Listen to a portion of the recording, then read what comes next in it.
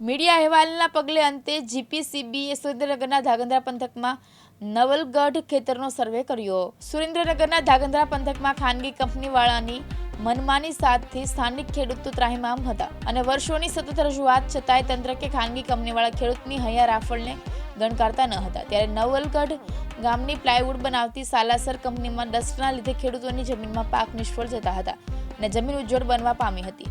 સમગ્ર બાબતને દેશની ચોથી જાગીર દ્વારા સામે લાવવામાં આવી અને તંત્રને તત્કાલ ખેડૂતની જમીનનો સર્વે કરવાની ફરજ પડી હતી।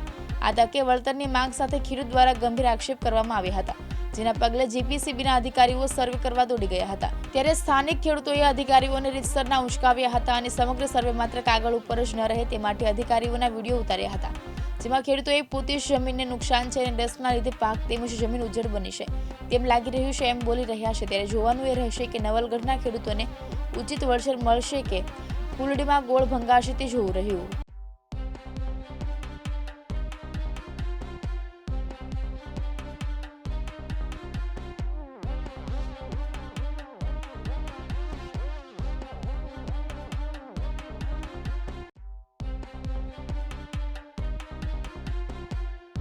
हितेश राजपुरा, दिव्यांग न्यूज़, ધાંગધ્રા, સુરેન્દ્રનગર।